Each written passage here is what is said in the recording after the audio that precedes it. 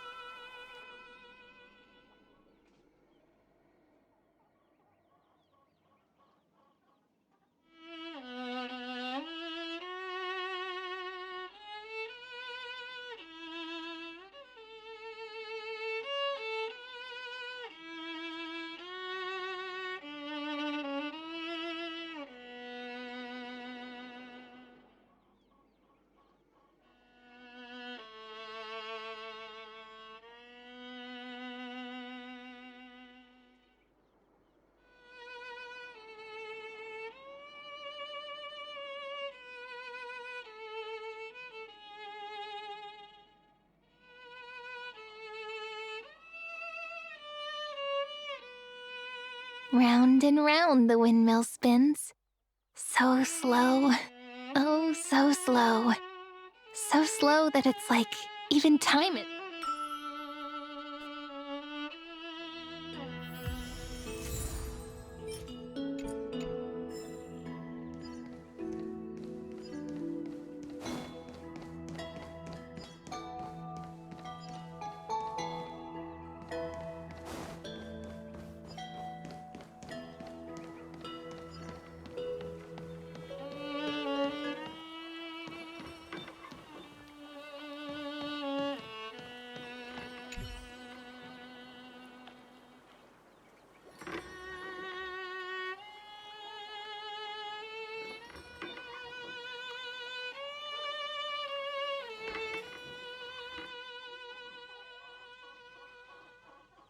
Soft and snuggy baby seal, splishing and splashing about. All chubby and pudgy. They're just too cute.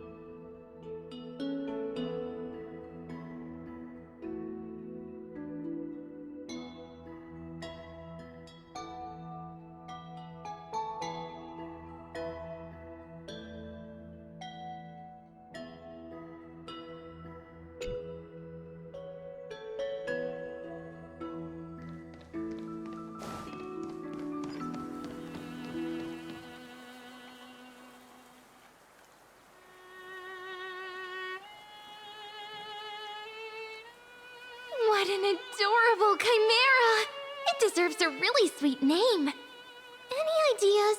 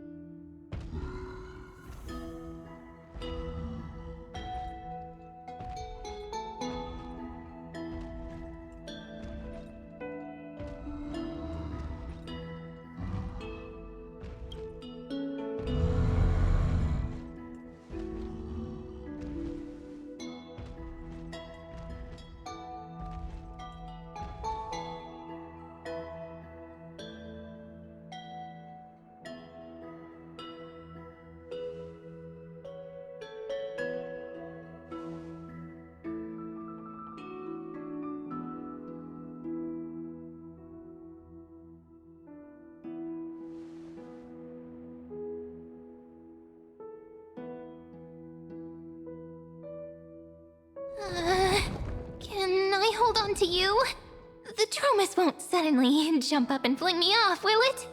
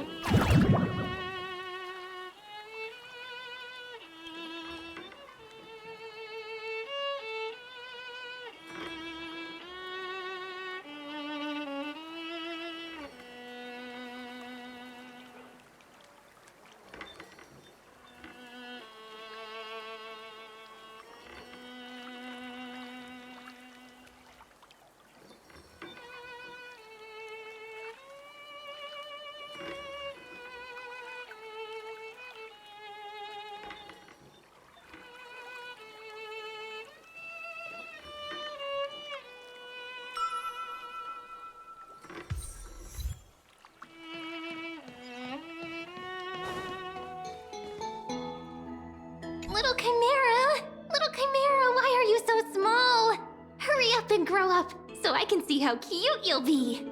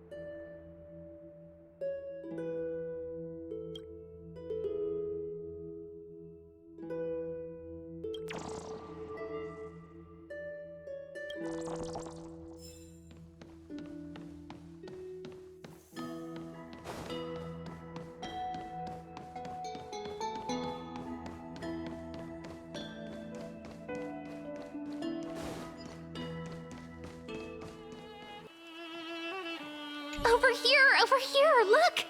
The reflection on the water is super cute, isn't it?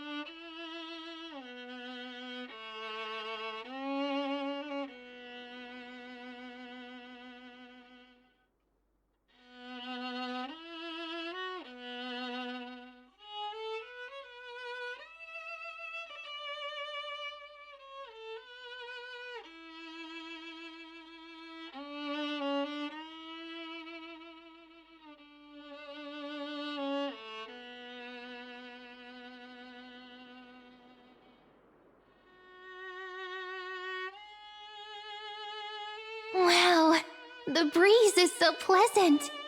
I wish every day was as peaceful as the surface of the sea.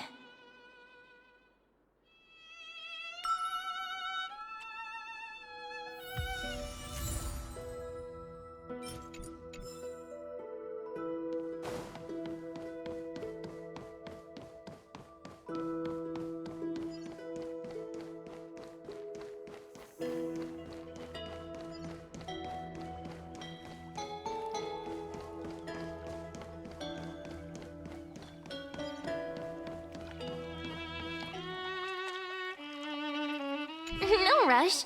We've still got all the time in the world. Just take it slow. Time will stop for us.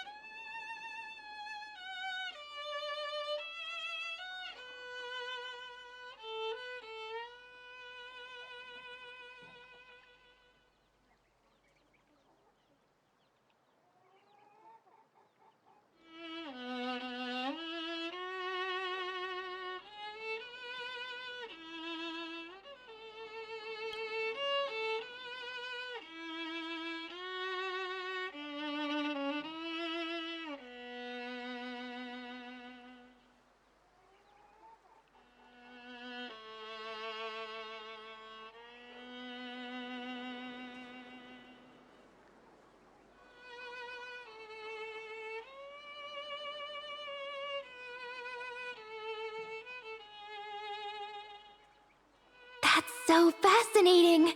When you talk about it like that, I want to go see it for myself. But I'll want you to be the guide.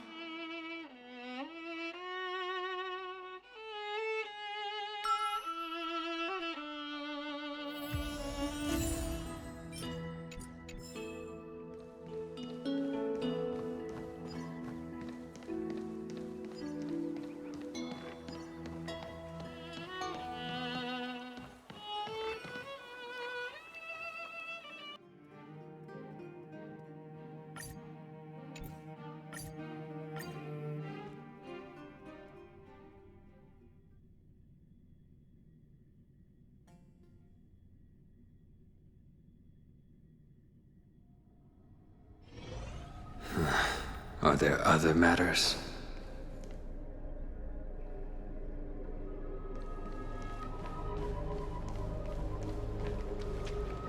I'm so parched.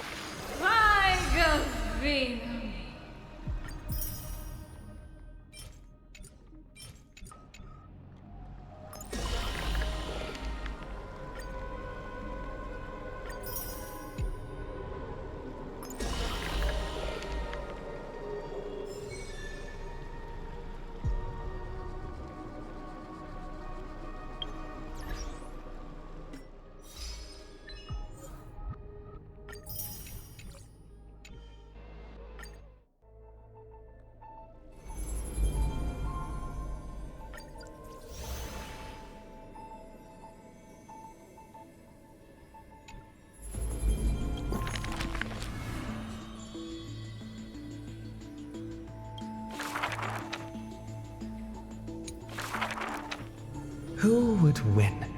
A young girl emerging from her sheath and showing her edge, or a tyrant who has emerged victorious from 100 battles? The black and white legions squared off on the battlefield, golden and crimson blood converging into a coursing river. The leader herself actually dares to step forth and face peril? The tyrant charged toward the exposed gap in the king's flank, and instantly fell into a trap of raging flames and iron rain. On the board, the king too is but a chess piece. If the king does not lead, how would any dare to follow? She lifted the king of the crystal pieces high, as though proclaiming the ascension of a new king. Who would win?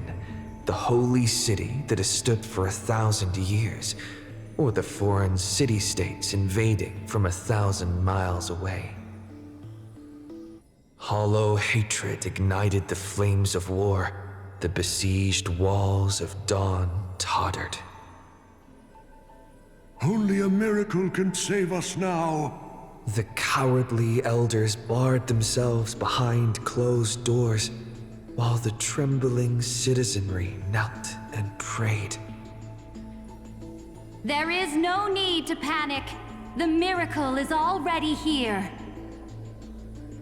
Under the banners dancing like waves, the burning crown shone bright as the wheeling constellations. Who would win? The general who saved the city, or the high and mighty with their privileged authority. The guillotine fell, severing the elder's life.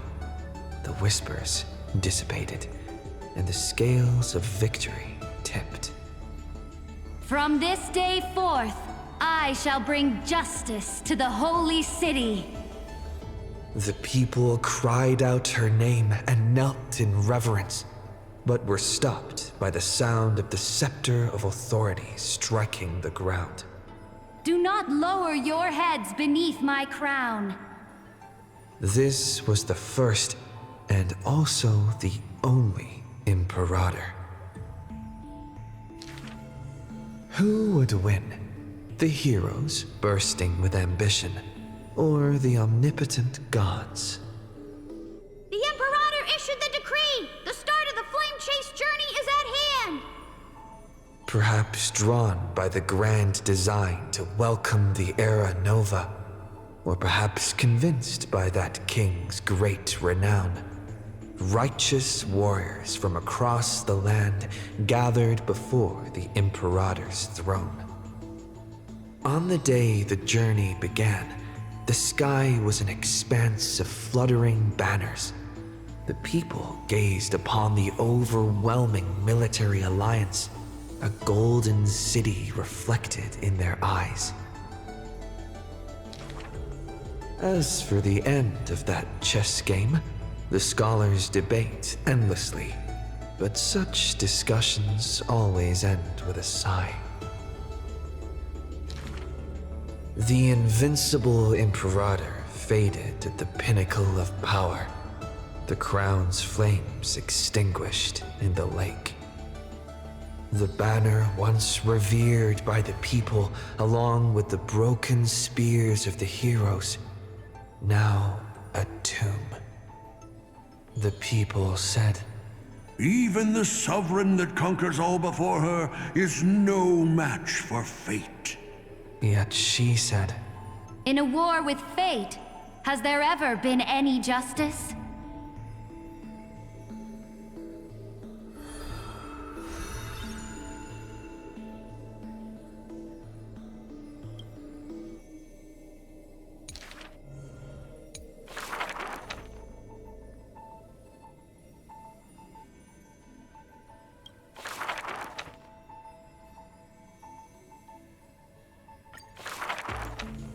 The gates of the Temple of the Three Fates gently open on the day of prayer, and the crowd crouched, whispering like the tide.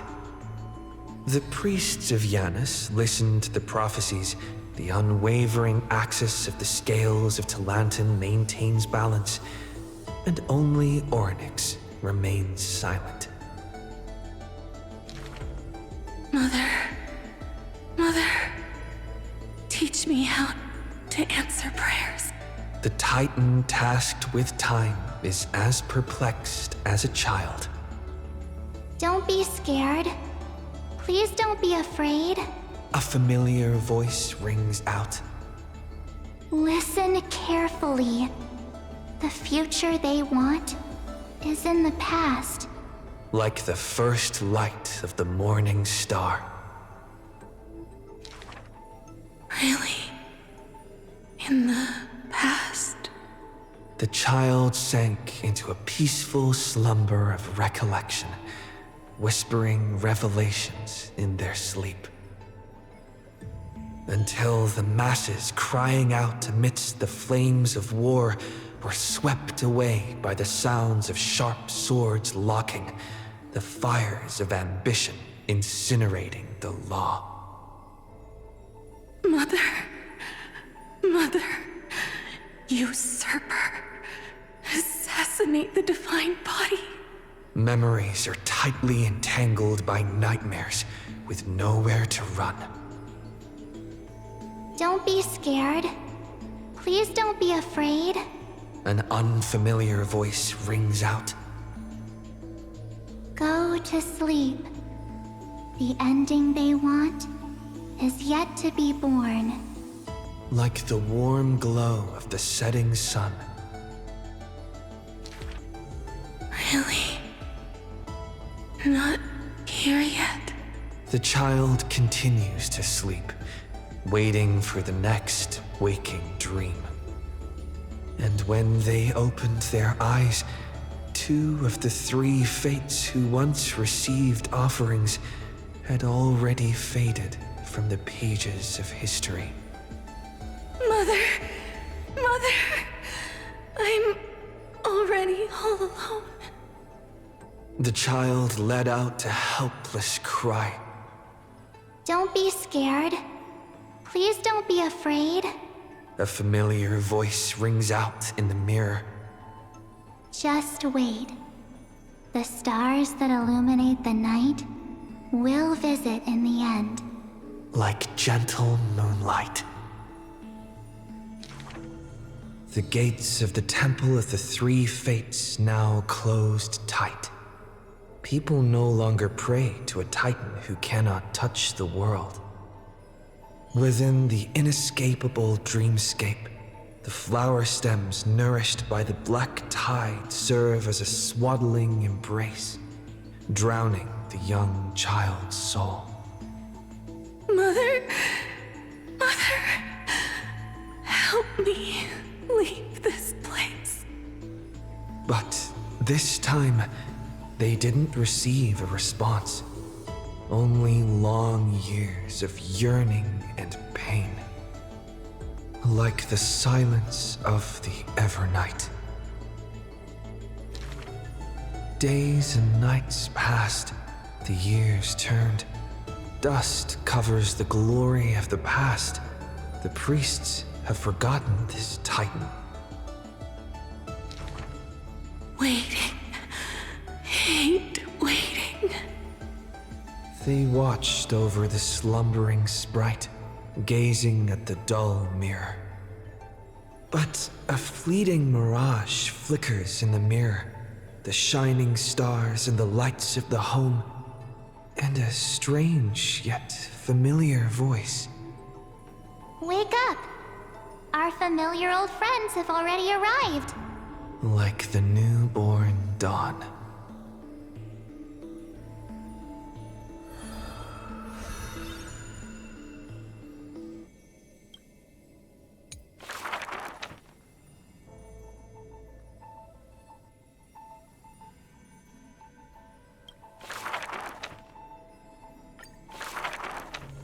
The ancient chaos was shrouded in silence and shadow.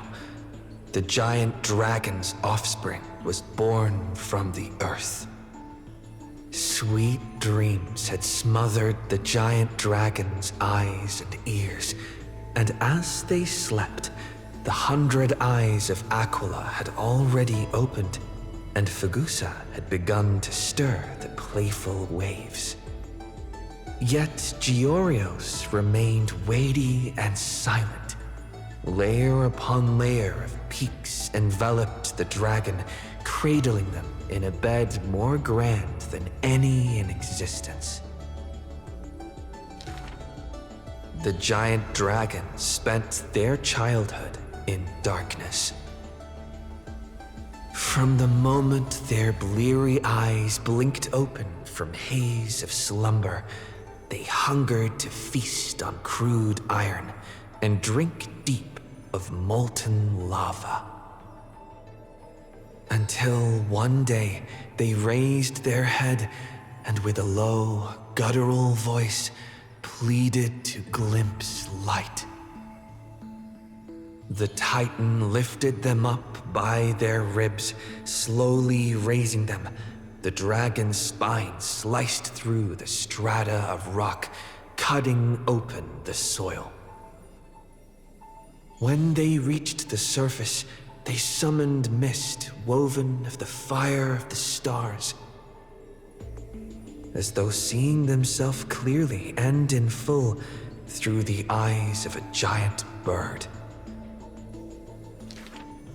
The giant dragon walked the earth alone. The Titan knew they were lonely and terrified too, and so sculpted new beasts from flesh and bone. In that wild, barren world, the giant dragon led the beasts of the earth. Excessively long life gifted the giant dragon with eyes that could pierce the veil of years. They witnessed the separation of day and night, as well as the entanglement of reason and romance. And even Kefali did not neglect to share with them a chalice of golden blood.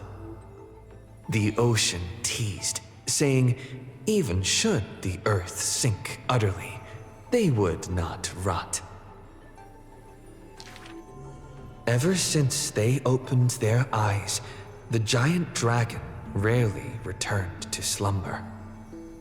And thusly, that mesmerizing dream that occasionally burst forth at night etched a trace on their memory. The gods they were familiar with were in this dream, and they were as immense and imposing as ever, yet had lost their freedom. Just what manner of magnificent pathstrider could imprison the Titans as mere reflections? The giant dragon dreamed also of their own path, that great breath from the heavens, or perhaps from beyond even the heavens. They dreamed of silver shards amongst the stars, reflecting the form of another giant dragon. That great cerulean dragon approached Amfореus, the distant whispers roiling, becoming a roar engraved in the earth. They recognized the meaning in that low roar, its name, permanence.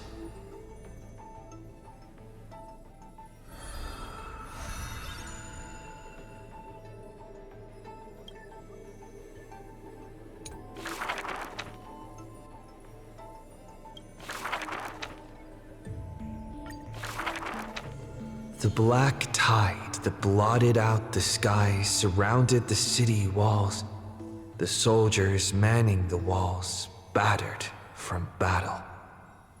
Melodious chords of music were suddenly heard. A single swordmaster had overcome the waves of enemies. The song flowed from betwixt the blades, breaking through formations as a dorsal fin cleaving the waves. When the last wicked beast finally fell, shattered into pieces amidst the sword's dance, the frost blade bore no trace of blood. The legions of heroes under my command are as vast as the sea, yet lack a formidable sword banner. The commander extended a hand, inviting the musician to join. Should a fish separated from its school glimpse a faint glow, it will swim toward the light. The swordmaster clasped the commander's hand, as though gently grasping the hilt of a keen blade. When the spray of her waves extinguished the fires of war from the holy city, a golden name was engraved upon the stone pillars. The former commander burned the crown to become king. High Sealands, brave in battle, triumphant in command, I grant you the title Dux Gladiorum. Let us all forge ahead together. During the banquet after the battle, the weaver tailored for her a splendid dress, and the commander poured her honey brew. Her golden-blooded comrades gathered about her, chanting her new name, urging her to play that splendid music. The candlelight danced and mingled with flowing drink, swords and song ringing out in unison. Yet none knew that was once a lonely melody from the deep sea, The music of revelry continued for a long time, until the whispers of conspiracies were buried in the songs, until the roars of lethal struggle shattered the music. Legend holds that they who bear the weight of a pillar shall one day return to where it stands. Those who tug at the earth shall end amongst the mountains. Those who sow dawn and dusk shall remain eternal in the sky. And she would once again return to the pitch-black sea, and she would once again sing her music alone. The bountiful ocean, with the banquets of bygone days, stir as futile bubbles at the bottom of a glass. Many years later, the song once played by that swordmaster was played by future generations in the Holy City. The people knew the demigod of the seas was still a noble captain. She possessed peerless swordsmanship and a song that is passed down through the ages. It was just that she had long since vanished. Guests at the banquet sometimes spoke of her, but it was only a prayer between their cups. High Sealands, melody of the waves, bless our night that we may drink deep and dance till dawn.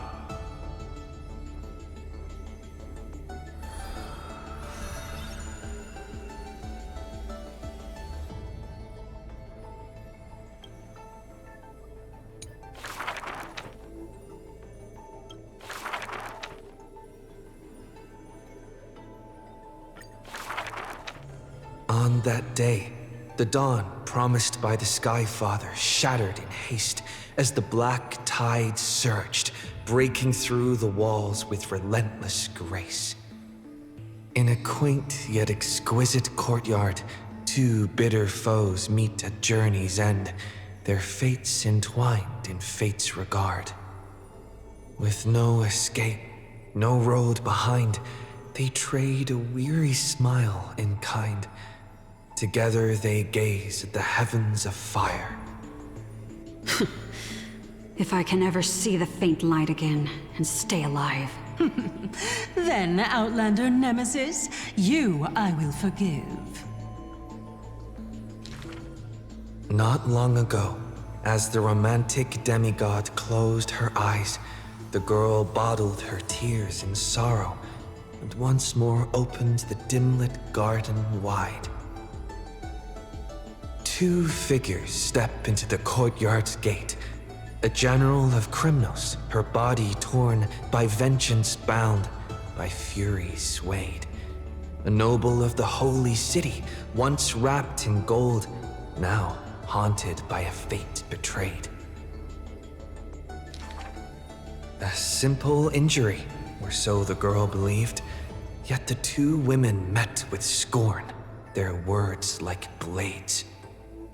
Because their children fled in love's embrace, while bloodied pasts left scars in place. A feud unbroken by countless years, a chasm carved by blood and spears. This was a sickness beyond the girl's touch.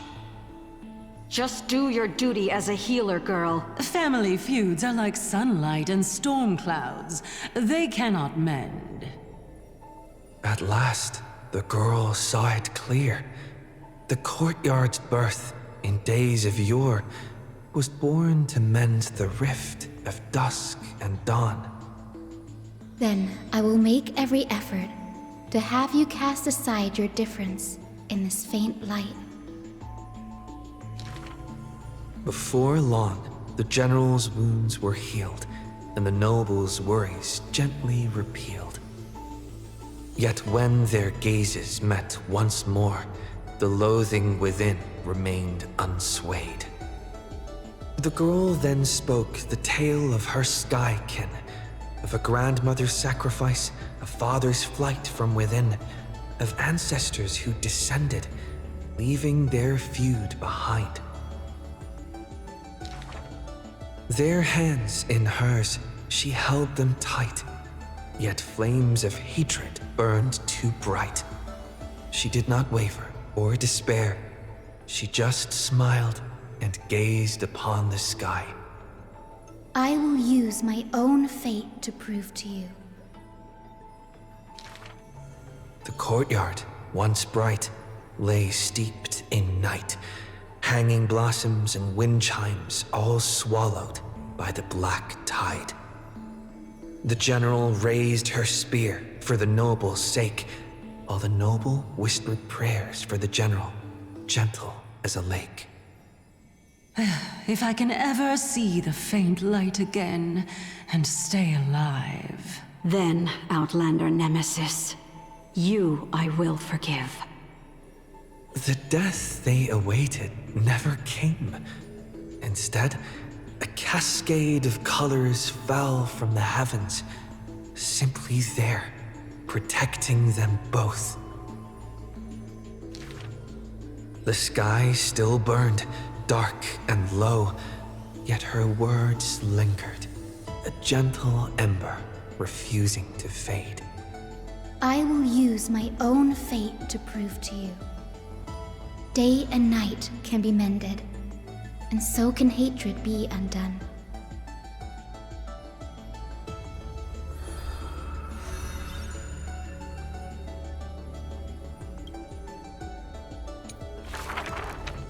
Sky Castrum, its ruins like a blind and weary eye, gazes upon the earth in its dying sight. Alone, the girl remained upon the battlefield. No time to shy from the searing gold, no will to wear her usual smile. She fought her way to destiny's edge. Of the crumbled mural, but one piece endured. A corner betraying the day thunder night, dazzling in blaze. She placed her hand upon the mural, pain seared through skin and bone, as the picture claimed her within its lines. Nothing is mightier than the sky. It holds countless wonders within its clouds, and each opening and closing of the eyes brings dawn and dusk. In that painted world, the girl Celiosi's eyes glowed, watching her father, steel-clad and unyielding, cross the land beneath the searing sun. But the girl known as Hyacinth recalled her father's fragile light in the dark, the journeys into lands unknown, marked by endless sunlit days and restless winds. The sky is the gentlest of all. It watches over all things with compassion, showering them with soft rain and morning light. And yet, the sky remains so cold. It witnesses believers tear each other apart. And still, it cowardly flees from all responsibility. Within the frame of that image, the one called Celiosi bore fury in her gaze, her golden blood trailing as she turned from home, sharpening arrowheads beneath the wide and barren sky. Hyacinth remembered her grandmother's song. She recalled her prayer to Aquila before her grandmother's journey, and how bitterness followed her to an unknown land. But the sky is so lonely too. Forever distant from the world beneath, it watches every sorrow, unable to intervene. No. The sky must be merciless. It must scorch the wicked, temper the fragile, and pass divine judgment upon all human wickedness. Within the mural, the girl named Celiosi became the divine eye, gazing down without mercy a titan passing judgment upon her own kind. But in memories deep, Hyacinth heard their call, the golden threads that shielded all, the burning sun, vast and unyielding, carrying the weight of all the world had known. No, the sky must not forsake kindness. Through its boundless embrace, it carries the core flame of hope for humanity. The sky.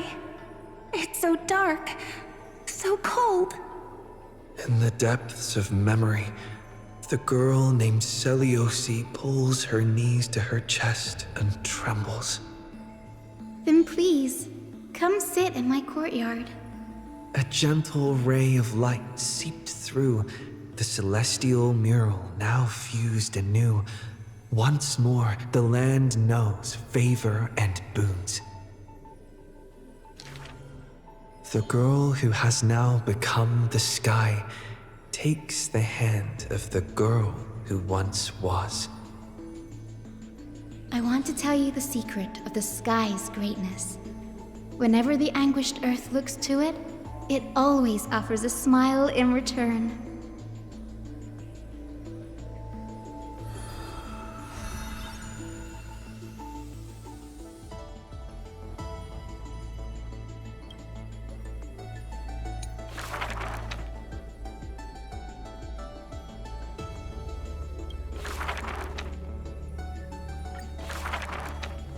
Final?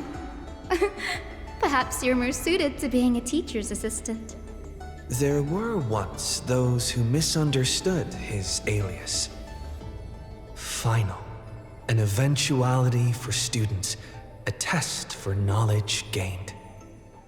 It may bring wisdom to light and illuminate efforts, but the word's more common meaning is nothing less than the end.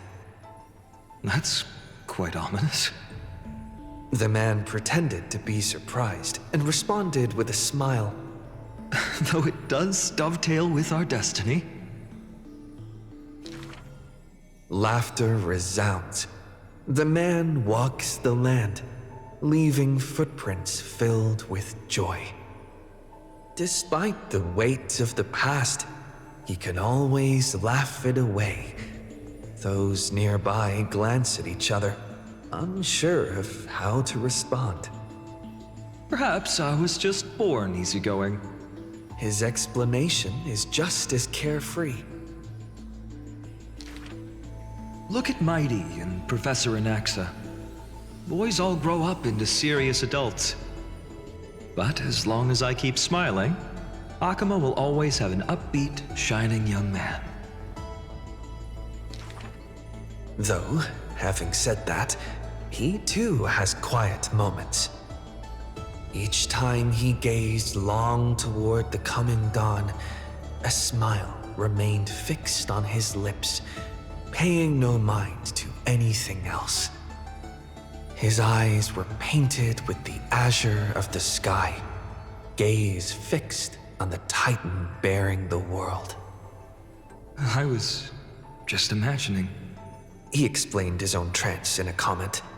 Kefali too was once in mortal flesh and raiment.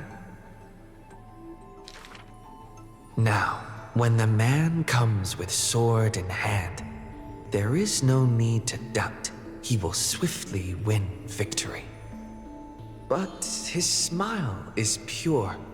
Ever since the start of the journey, he is still called a youth in this story.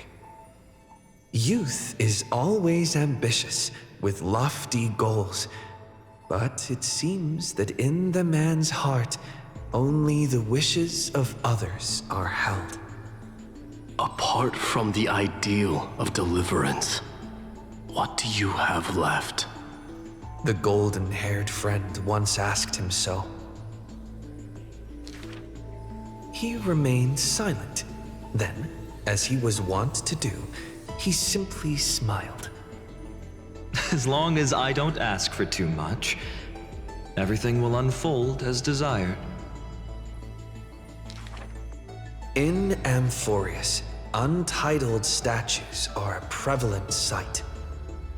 As for the inspiration behind these statues, they are said to be the clay figures that Kefali made at the world's creation. They made clay figures in their likeness, bestowed upon them the breath of life, and allowed the golden divinity of their blood to course through. Thus, the very first mortals roamed the earth, receiving the gods' mercy while realizing the sorrows of this world. But that sorrow was, in the end, only the sorrow of the world. Nobody ever cared what lay behind the smile, what the clay figure thought.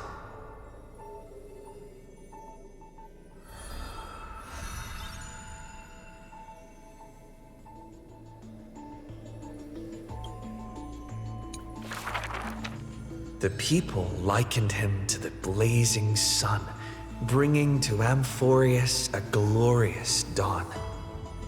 And for his part, he embraced their expectations, being willing to become the perfect vessel. Like that god who shouldered the world, the man never cried or frowned. Yet he is not proud of his resolve, for sometimes he even avoids the funerals of the departed, only out of fear that he cannot cry for those in pain. He once sought out emotions of sorrow and walked with the lowliest of people. Henceforth, your misfortune shall be my misfortune. Responsibly and diligently, he protected all for the people, living in dilapidated cottages, sitting on aged stools, subsisting on nuts and fruit, beset by hunger and cold. The people thanked him for his grace, like a hearth warming winter nights. The man's presence dispelled the cold, leaving warmth with promises of morrow. Whence does his warmth come from? None ask. The man gradually perceives his true nature, but he dares not speak. Unable to bear the turmoil in his heart, the man set off on a journey once more. Then I shall go save what I can. He was a formidable warrior, invincible in battle, and when it was necessary to sacrifice for fellows, he could do so with ease, giving up everything without a show. Just as the ballad blown on the breeze says, losses are a constant on the flame-chased journey. Indeed, sacrifices were not hard for him, yet his misgivings grew with every tomorrow. Like a tear that cannot be shed, such a resolute willingness to let go comes only from the fact that in decisions, he is utterly unafraid to hurt himself. It is because you suffer that you are so much stronger than any ordinary person. There were also those who could understand him, among them, the Crown Prince. But he smiled wryly in response. Perhaps everything was just human nature, yet his misgivings never dissipated. This unknown man in an unknown corner, from time to time, is swallowed by terror. Could it be that, unknowingly, path I walk is by no means the correct one? Fearing only that the greater the burden, the more the mistakes. The road trod by heroes need not be that beset by thorns. Finally, at the terminus of that road, in a desolate, empty place, the man's arms tremble. The power is beyond control, savaging all around it. This is the end of his road. But perhaps he had long foreseen it, but was doomed to be powerless to change it. I am willing to shoulder this world. That is no lie. But before the tears could flow, they were vaporized by the heat. His light blazed brighter than the sun, but beneath it, there was but cold destruction. The nameless hero, Kaslana. He had never loved himself. Why would he love this world?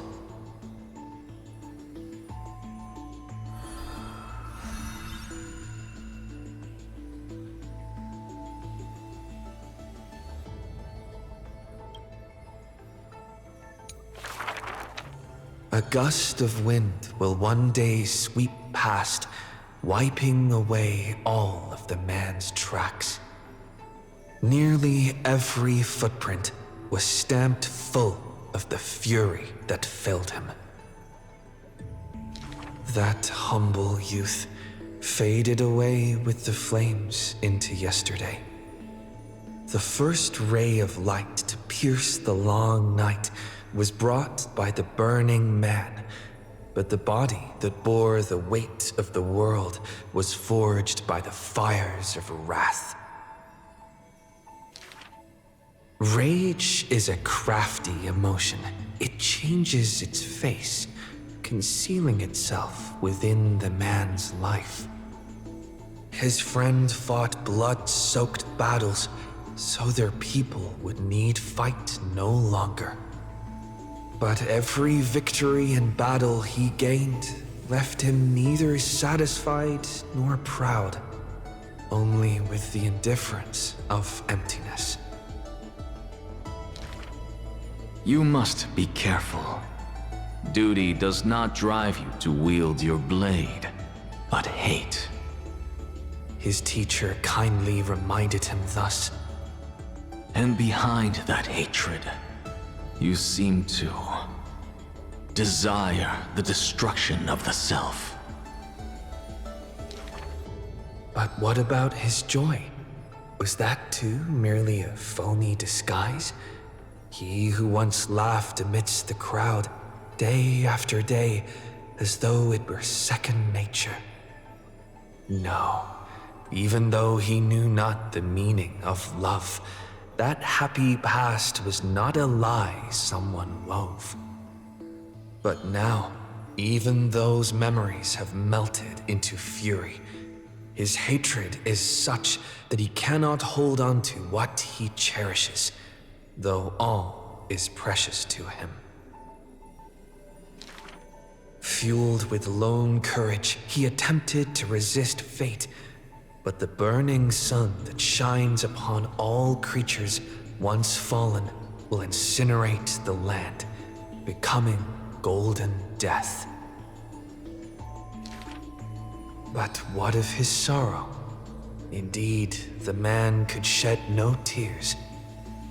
But at the moment the cycle manifested, when all that was familiar was now remote, the world collapsed, becoming empty in an instant. But the stabbing pain in the man's heart, was it but the residual warmth of his wraths? The truth no longer important, the man simply took another step forward. He wasn't willing to believe it, but was willing to acknowledge it. There is no need to question your heart. No need to crave victory. If I am born to be a vessel of sin, then I shall roar at evil, and together with it burn. In the endless cycles, there were some moments when the man felt everything dissolve like a dream. In that dream, he would awaken again and become once more that boy who loved to laugh. But were he to open his eyes, the fury would cast a shadow. He saw the creators choke his throat, gurgling and gasping. And in that boundless dream, he mistook them for his own jest. But their true forms were violent hatred towards the creators, towards himself, a roaring inferno. The prophecy departed, Amfореus was unable to usher in the dawn. What rises in the distance is not the morning sun, but a ball of all-devouring fire, setting the universe in conflagration, searing till the end of time.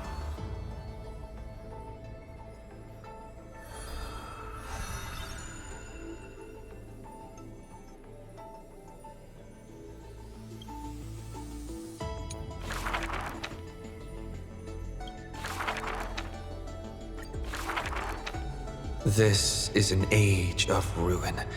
The Chrysos War ignites once more, while Zagreus' taunts ripple through the city streets. This is also an age of splendor. 300 thieves spring forth from Dolos, each scheming to conceal the truth from prying eyes, robbing the rich to give succor to the poor. Every one of them deceives gods and men alike, righteous and valiant. The flame-chased journey has been cut short midway, yet the girl pounds her chest at the gold weaver, not afraid. The core flame of trickery is near. If now isn't the time to risk it all, then when? The prophecy reveals the Titan's trail. Golden threads binds the fleeing god of thieves.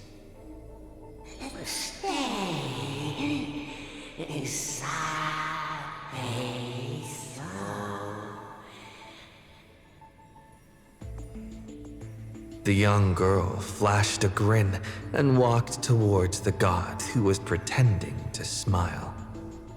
I once vowed to the god of thieves that I would force trickery to reap what they have sown. The Titan whispered from the vortex, the god of trickery's earnest plea. They made a promise to the girl who entered the trial, that the whole world would be bathed in light, no more lies and deceit.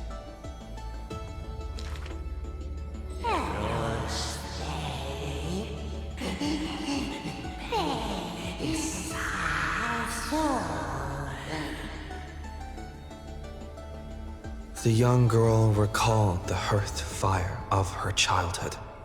Cyphera, only honesty is well liked. She pursed her lips. That does sound like quite the ideal society. Of course I didn't accept. How boring would a world without deception be? The young girl demonstrated her newly acquired divine power, molding lies into reality. The defeated Titan is now not but a wandering soul. But somewhere far away, a purple spirit thief opened bleary eyes. They had forgotten their previous life as a Titan, and remembered only the girl's crafty message. Go! Collect treasure, you greedy little grape. Once you regain the memories of trickery from chests, then I will claim the reward for saving your life. In the days spent away from Akama, the girl grew accustomed to traveling alone. In a certain city, she heard of a spirit thief, rumors aplenty. I, Bartolo's master thief, shall take all you've labored to gain. So saying, the spirit thief steals the girl's coin pouch and fled without a trace. But a gust of wind brushed past, and the girl had already caught them. Running for it? Your life was saved by my trickery, you know. The old god and the new finally reunite, the two rivals who, from that moment on, became thieves and companions both. It's just that the spirit thief's companion was always scaring them. Hey, the fish in the River of Souls are starving, you know.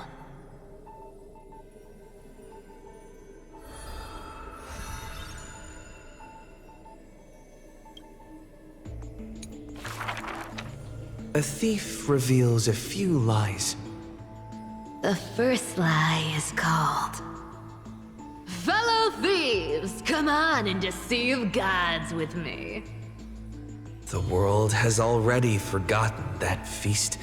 Lies unnumbered that drowned the Day of Souls. Schemes uncounted, burning for a night of revelry. 300 thieves shackled in imprisonment in exchange for a titan's resigned confinement. To have managed to trick the Grand Master of all tricks. I can die happy now. This was Dolos's great achievement, the deception of the gods, where even Zagreus was fooled. The second lie is called... The god of trickery is now not but a wandering soul. Why did she spare the Titan's life? The young girl knew not, even after asking herself. Was it greed for the treasure they promised, or had she vaguely perceived their lonely fate? It's because you're every bit as despicable as I am. It's such a relief not having to deal with the noble. The girl dismissed and made light of herself, only forgetting trickery was once a god that supported the world. The third lie is called... Oh, eternal day! Endlessly illuminate the holy city. At Dawncloud, the chaplain's secrets foretold the coming of that endless night. What if my lies are more... sophisticated? Can the dawn last forever? No end in sight? Bearing the fate of the thief star, the girl was long used to walking in shadow. But as she gazed towards the holy city's dawn, her duty became fixed in her heart, stalwart in might. The fourth lie is called... There's no reason! I just don't want to see you again!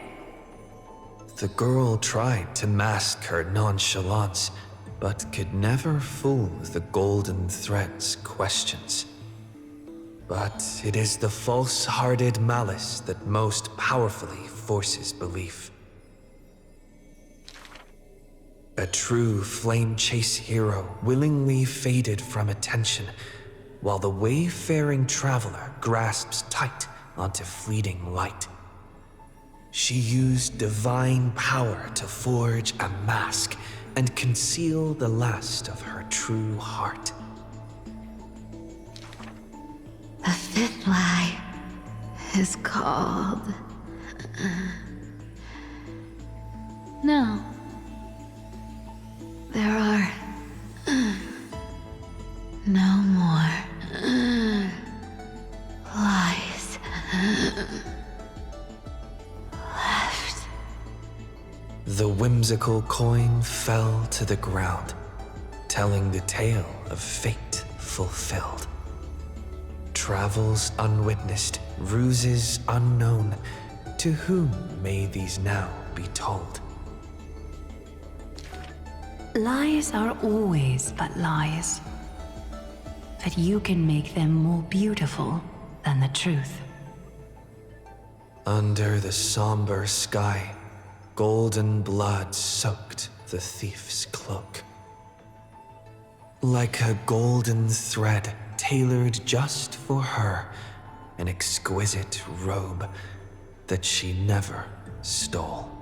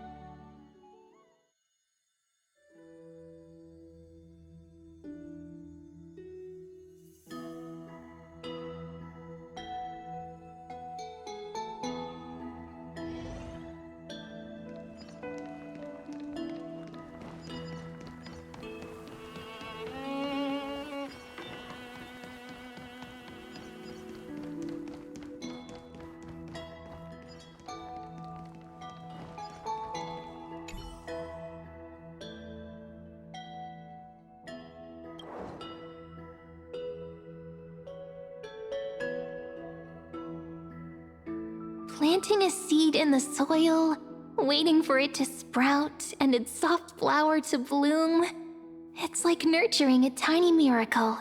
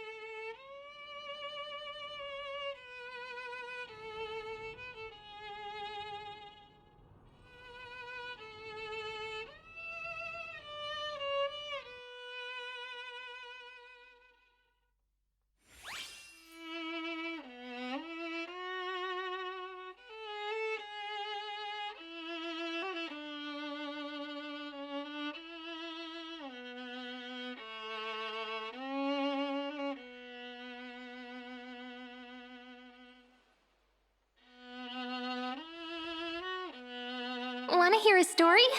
I've got so many, and I can tell them to you one by one. But I have one condition. You have to listen carefully, okay?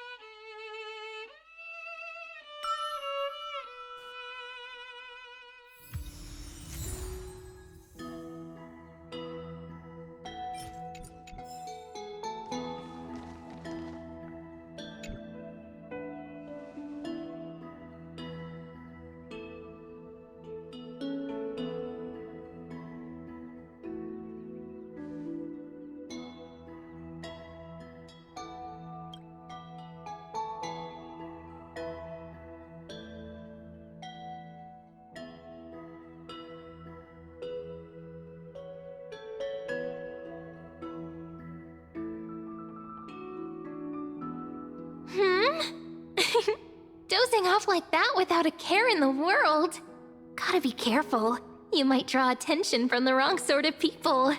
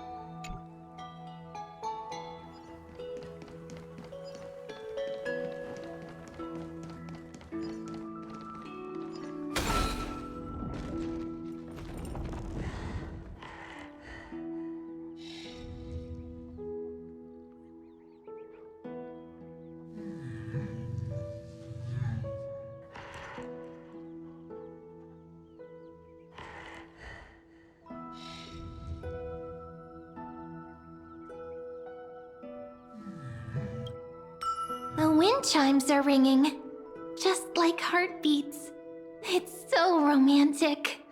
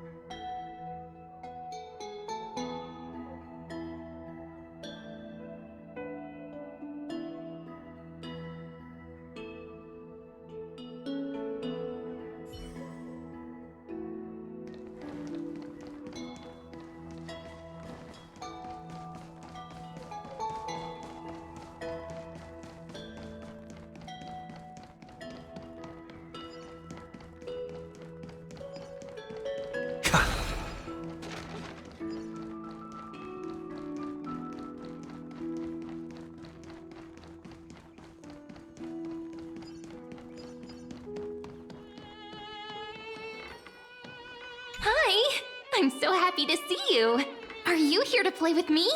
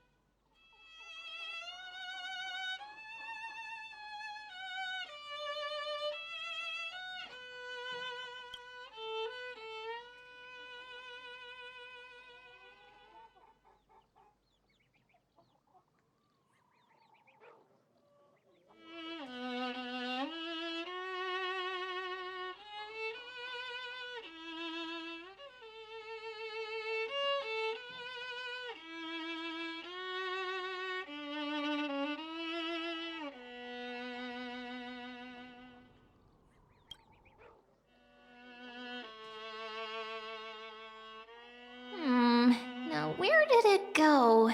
Hiding in some corner, waiting for me to come find it?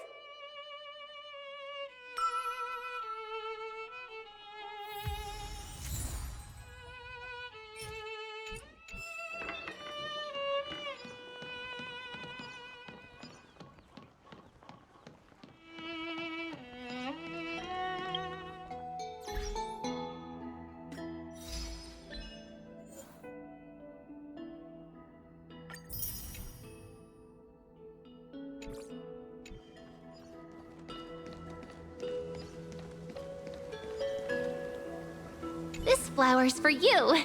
It's just like a girl's heart, so you better take good care of it.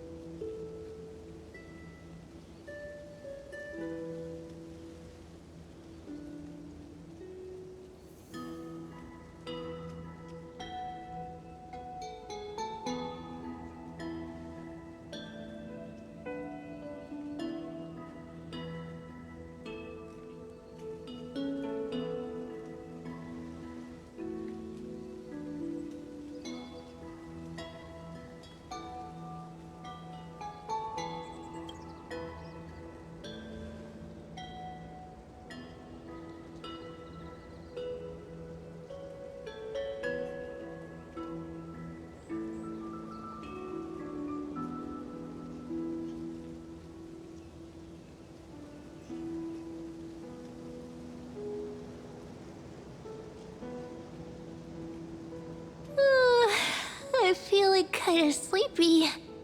Time for some shut-eye. See you in dreamland.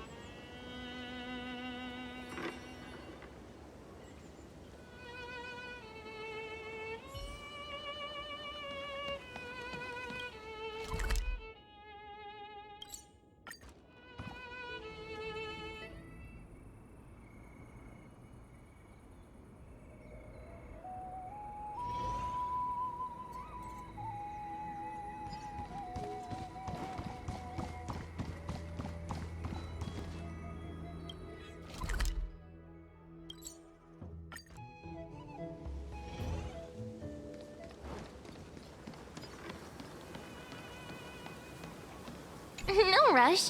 We've still got all the time in the world. Just take it slow. Time will stop for us.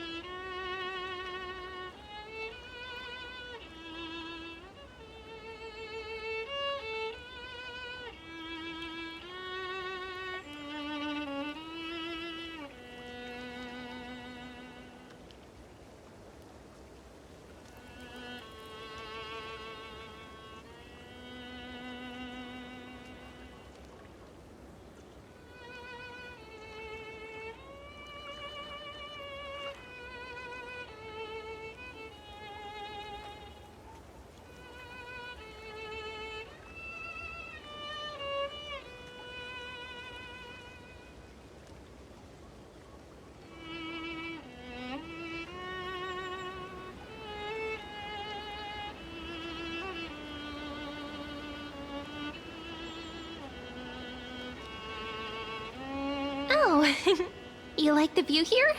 Then let me get a good look too, so I can remember the places you like.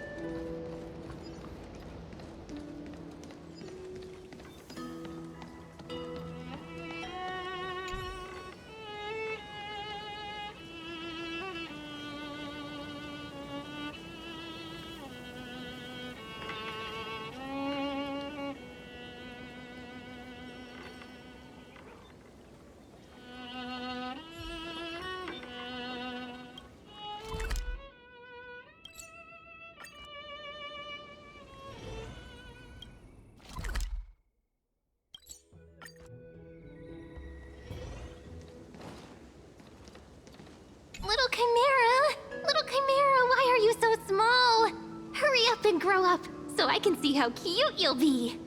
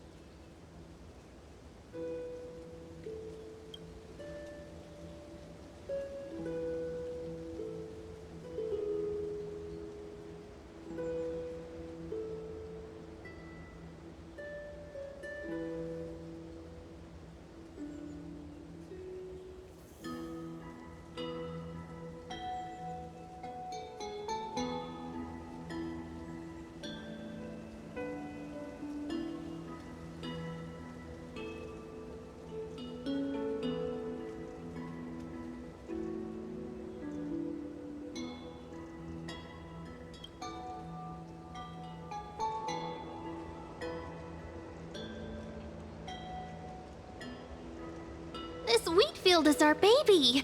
You can't just stomp on it willy-nilly. You'll stomp all over our hopes.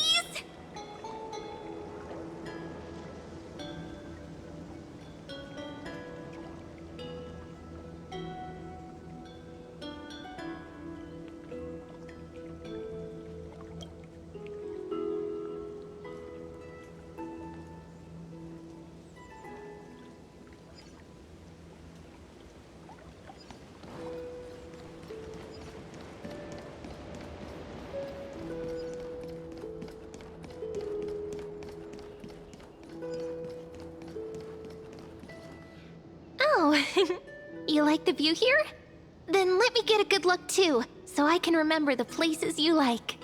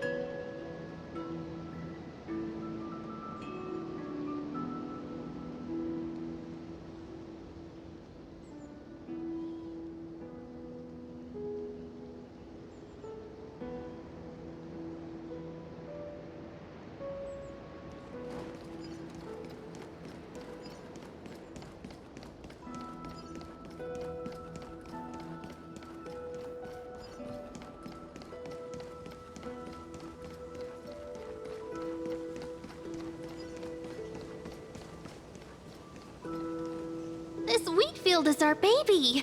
You can't just stomp on it willy-nilly. You'll stomp all over our hopes.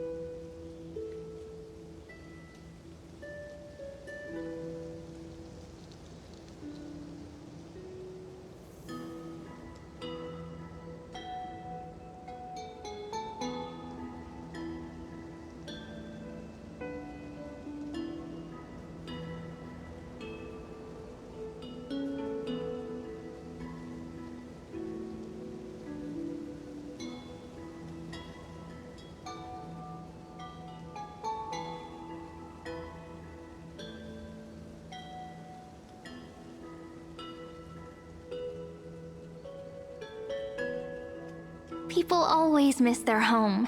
But what's more important is to take the next step forward, right?